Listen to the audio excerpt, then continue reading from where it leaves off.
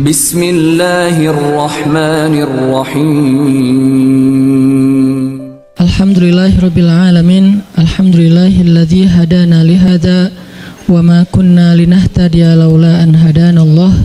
Asyhadu an la ilaha illallah wahdahu la syarikalah wa asyhadu anna Muhammadan abduhu wa rasuluhu la nabiyya ba'dah. Allahumma salli wa sallim wa barik ala sayyidina wa habibina wa azimina Muhammad wa ala alihi wa sahbihi wa man tabi'ahu ila yaumil qiyamah.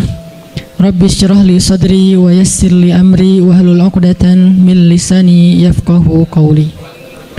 Qala Allah ta'ala fil Qur'anil Karim, a'udzu billahi minasy syaithanir rajim.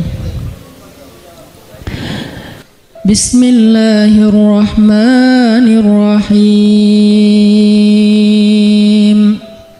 Wa kullan naqussu 'alaika min anba'ir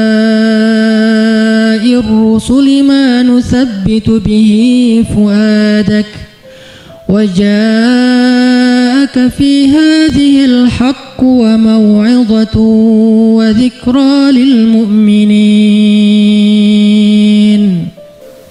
Dan semua kisah-kisah Rasul kami ceritakan kepada engkau Muhammad, agar dengan kisah itu kami teguhkan hatimu, dan di dalamnya telah diberikan kepada engkau kebenaran, nasihat, dan juga ada peringatan bagi orang-orang yang beriman. Bismillahirrahmanirrahim. Nahnu naqussu 'alaika ahsanal qasasi bima awhayna ilaika hadzal Qur'an wa in kunta min qablihi laminal ghafilin. Kami menceritakan kepada engkau Muhammad kisah yang paling baik dengan mewahyukan Al-Quran ini kepadamu, dan sesungguhnya sebelum itu engkau termasuk orang-orang yang tidak mengetahui. Shadaqallahul azim.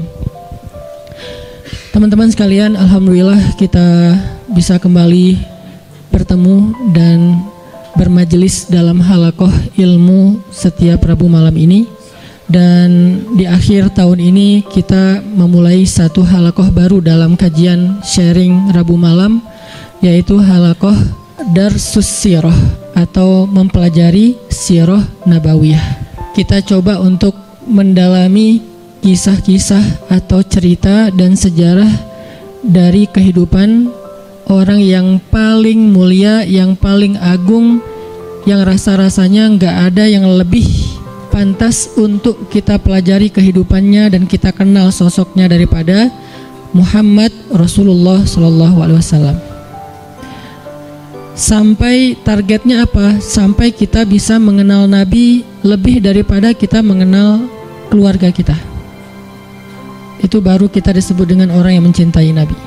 Jadi kalau kita bilang mencintai Nabi tapi kita nggak terlalu kenal Nabi, cuman tahu namanya dan tahu sepenggal dua penggal kisah yang nggak terlalu jelas tentang beliau, kayaknya ucapan kita itu belum terbukti.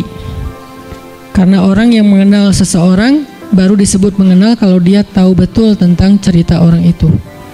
Misalnya kita mengatakan saya kenal fulan, saya sahabatnya fulan, apalagi sampai mengatakan saya mencintai fulan. Kita nggak mungkin mengatakan itu kalau kita nggak kenal orangnya.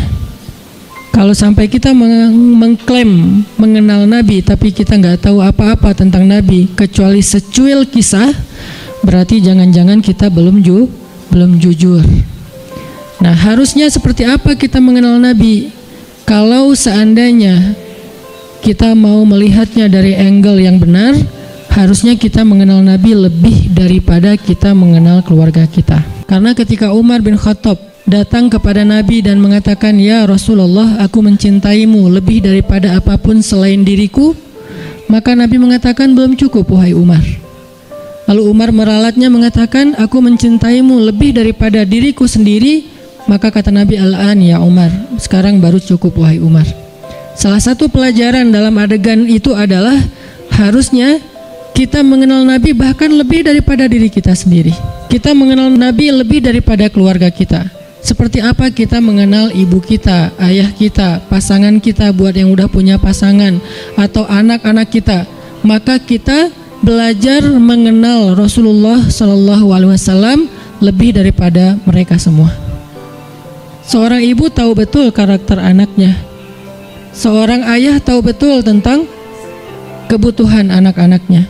Seorang suami atau istri tahu betul tentang sifat pasangannya. Anak tahu betul apa yang baik untuk orang tuanya, apa yang menyenangkan hati orang tuanya, dan seterusnya. Maka harusnya kita lebih tahu betul tentang Nabi daripada keluarga kita. Ini salah satu goalsnya, sampai kita bisa mengenal Nabi lebih daripada keluarga kita sendiri.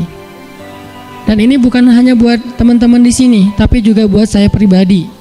Sambil saya menyampaikan, karena ini bukan dari saya hanya menerjemahkan bacaan dan wawasan yang saya dapatkan, baik ketika dulu masih belajar di Al-Azhar maupun sampai sekarang karena jadi murid itu seumur hidup terus belajar ke dalam bahasa yang mungkin mudah-mudahan bisa lebih mudah kita pahami tentang sirah Nabi. Sehingga kita sama-sama nanti satu saat makin lama makin kenal dengan Nabi, makin tahu tentang Nabi, sampai bukan hanya yang zahirnya. Karena seperti yang saya pernah sampaikan, sunnah Nabi itu ada 3. Hanya dari 3 ini mungkin 2 sering dibahas, tapi yang ketiganya jarang dibahas. Ada sunnah surah penampilan Nabi.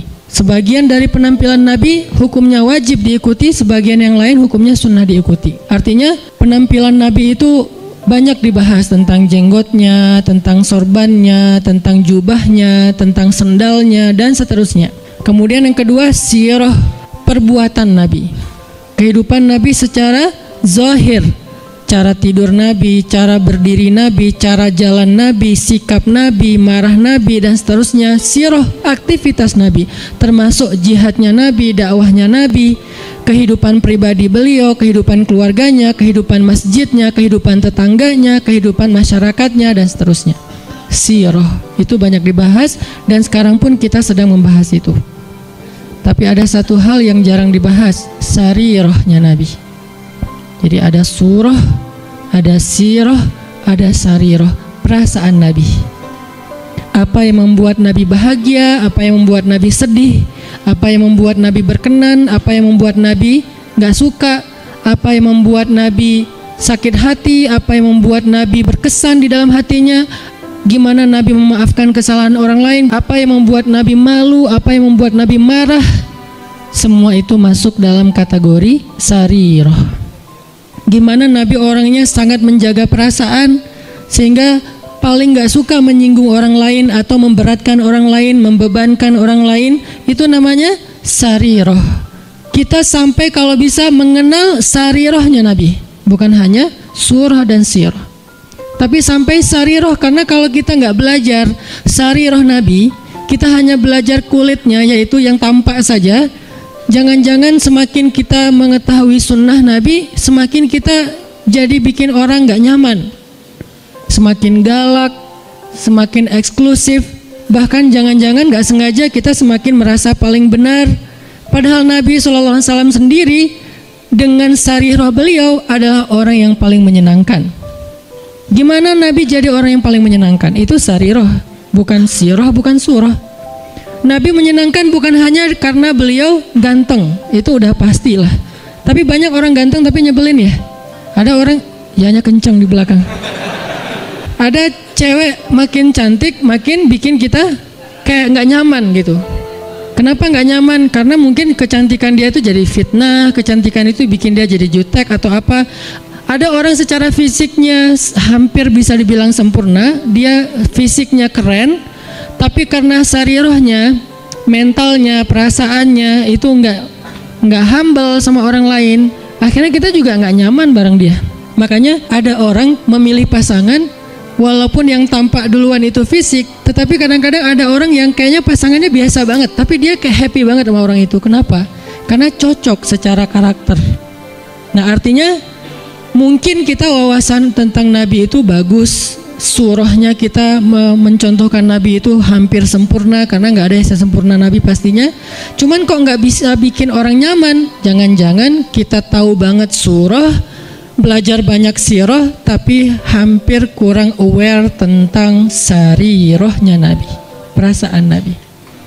Ada hadis, ketika Nabi menyampaikan hadis itu nyaman didengar. Ketika kita yang ngomongin hadis yang sama, kok jadi bikin orang nggak suka, jadi bikin orang sedih gitu. Jangan-jangan bukan teks hadisnya. Hadisnya sahih, bahkan mutawatir, Bukhari, Muslim. Tapi hadis yang sahih itu ketika Nabi yang menyampaikan, orang nyaman. Ketika kita yang menyampaikan, orang malah sedih. Berarti ada sarirah yang kelewat, yang miss, yang kita nggak packaging, membungkus teks tadi ketika kita menyampaikan kepada orang lain. Nah, kita pengen belajar kehidupan Nabi itu bukan hanya yang tampak, tetapi kita pengen mendalami dari sisi-sisi sarirahnya. Nanti yang akan teman-teman dengarkan dari kajian sirah ini, mungkin hal-hal yang teman-teman udah pernah dengar dari yang lain. Karena kajian sirah itu banyak ustadz-ustadz yang menyampaikan. Apalagi kalau teman-teman ngerti bahasa Arab, buka di YouTube, dicarinya pakai bahasa Arab, itu akan lebih dahsyat lagi. Cuman kenapa kok tetap perlu mendengar? Mungkin kalau pelajarannya sama, refresh, recharging iman. Kalau enggak, maka pasti ada angle yang berbeda. Objeknya sama, kejadiannya sama, peristiwanya sama, tapi ibrahnya berbeda. Kenapa ibrahnya berbeda? Karena interpretasi dan sudut pandang berbeda. Kok bisa kayak gitu? Karena semua tentang Nabi itu adalah mutiara.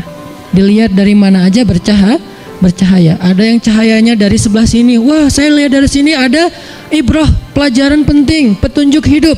Kata yang lain, dari sebelah sini juga ada petunjuk, banyak. Jadi nggak bisa kita hanya menyimpulkan kehidupan Nabi dari satu sudut pandang, saking sempurnanya kehidupan beliau. Nggak ada syubhatnya. Kalau ada yang nggak kita ngerti, bukan syubhat. Syubhat itu apa? Hal-hal yang meragukan, yang nggak penting, yang sia-sia itu nggak ada dalam kehidupan beliau. Dari sejak beliau dalam kandungan, bukan hanya dari sejak dapat wahyu, dari sejak dalam kandungan itu udah jadi ibrah, pelajaran yang luar biasa tentang sosok beliau. Makanya saya pikir udah waktunya kita untuk nambah menu dalam kajian Rabu malam kita yang udah berjalan lebih dari 5 tahun. Sebetulnya kajian Rabu malam ini udah berjalan lebih dari 10 tahun teman-teman. Karena sebelum ada Pemuda Hijrah, Rabu malam udah ada kajian saya di Masjid Al-Latif. Cuman dulu kajiannya yang hadir paling 15 orang, 20 orang.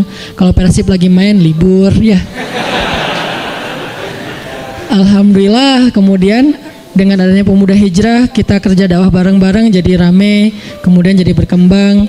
Artinya dulu tuh kajian kita tuh udah sempat masuk ke level apa, kemudian kita coba lightkan lagi supaya semua orang bisa nyaman dengan bahasa-bahasa taklim. Dulu udah agak bold tuh, makanya saya bilang dulu kajian kita tuh membahas tentang rijal, para tokoh-tokoh kesatria Islam. Saya pernah bahas Ikrimah anaknya Abu Jahal, seberapa kerennya Ikrimah. Saya bahas juga tentang kisahnya Imam Hasan Al-Basri, Ibnul Musayyib, Umar bin Abdul Aziz, sampai yang terakhir sebelum datangnya Pemuda Hijrah kita membahas Nuruddin Zinki. Dulu tuh udah sampai ke pembahasan rijal, tokoh-tokoh Islam. Tapi karena kebutuhan dakwah dengan segmen yang lebih luas, kita pakai menu yang lebih light lagi. Sekarang cengeknya dikurangin, ya. Jadi light, jadi semua orang bisa makan, anak kecil juga bisa makan nasi gorengnya. Tapi itu udah berjalan 5 tahun. Sekarang saatnya pakai tambahan cengek, lebih lada dikit. Supaya apa? Supaya lebih nikmat, supaya lebih kerasa. Nah, ini kita tambahin dengan sirah. Saya pikir semua teman-teman yang hadir di sini adalah orang-orang yang udah lama ngaji, udah rajin ngaji, udah ngejar taklim. Yuk belajar sirah sama-sama sampai kita mengenal sosok Nabi seperti kita mengenal keluarga kita.